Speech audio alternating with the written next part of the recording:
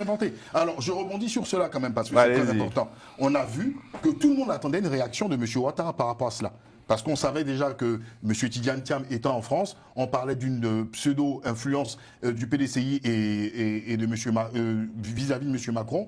Et M. Ouattara ne s'est pas exprimé là-dessus. C'est-à-dire, on a l'impression que quand Tidjane Thiam est quelque part sur la candidature. Sur ce déjeuner, sur la candidature et le déjeuner. Parce qu'on n'a même pas eu de retour aussi de la part de M. Ouattara. Deuxième point, vous vous souvenez, la semaine dernière, sur ce plateau, on parlait de la visite en fait de M. Tidjane Thiam aux États-Unis.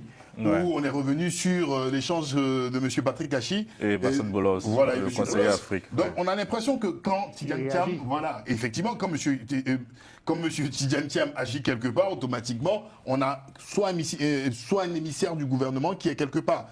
On a dans le cadre de l'Union européenne aussi, je tiens juste une dernière information, dans le cadre de l'Union européenne, on a eu M. Sidiki Boko, qui est parti rencontrer le parti libéral, l'international libéral, d'accord, en Allemagne.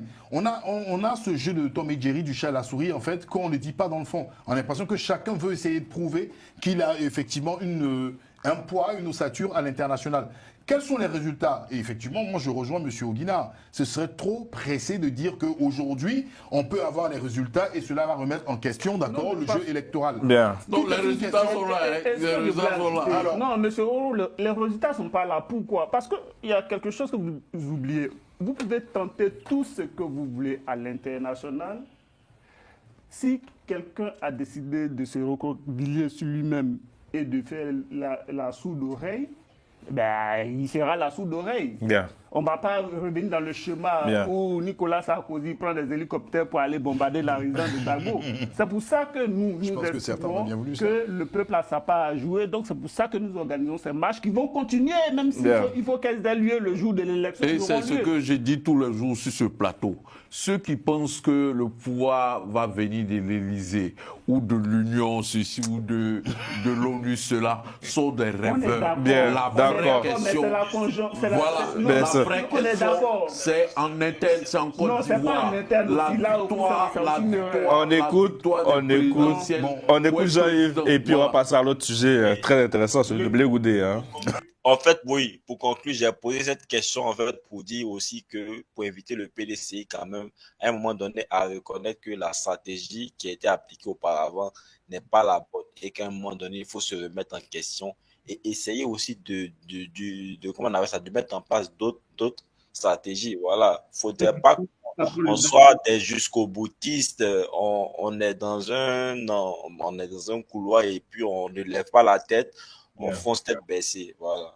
Moi, c'était juste pour ça. Non, mais pour apporter une petite clarification, cher Insan, désolé de t'avoir interrompu tout à l'heure. Au fait, je disais juste en termes de procédure, même à l'Élysée, lorsqu'il y a des réceptions de chefs d'État, nous, dans la presse, on reçoit ce qu'on appelle notre rédaction. Et puis, c'est informé, la presse est là pour dans ce qu'on appelle la cour ouverte, pour faire des photos, tendre le micro et tout. Bon, c'était pas, en fait, la presse n'a pas été conviée à ce rendez-vous. C'est un déjeuner privé. Donc, quand je parle de déjeuner privé, c'est dans ce sens, pour éviter toute ambiguïté dessus. Bien sûr, voilà. J'aurais voulu qu'on parle au niveau du PDCI de quelqu'un que je trouve en tout cas assez, qui se démarque de cette lutte, qui est le président du groupe parlementaire du PDCI, Simon Do, que je rappelle le gardien du temple, qui est un homme pivot, pour que vous ayez un peu une réaction sur le personnage avant qu'on parle de Charles Blé Goudé, qui souhaite prendre la parole. Oui, moi, en fait, j'ai vu, c'est la déclaration que l'honorable Simon Do a fait. Personnellement, j'ai apprécié, c'est-à-dire le ton et puis la fermeté. Voilà, il a été clair, il a été... Bon, je n'ai pas fait de comparaison parce que je ne suis pas moins du PDCI, mais pour moi, il a fait une bonne sortie et puis c'est franchement à saluer. C'est le gardien du temple, hein, comme on disait, Jean-Paul Leroux. Non, pour moi, tout simplement, le PDCI, par cette déclaration de responsable du député Simon Do, montre qu'en réalité, le PDCI est en train de revenir. On a fait un bavardage sur les questions, sur la réalité du terrain. Ah ouais? Oui. Et c'est ce que ce monsieur, on ne s'en rend pas compte, hein. Mais pendant que certains cherchent à gagner de l'épaisseur à l'extérieur, Simon Do est en train de gagner en épaisseur à l'intérieur. Et ça, Pour l'instant, on va s'arrêter là, je n'irai pas plus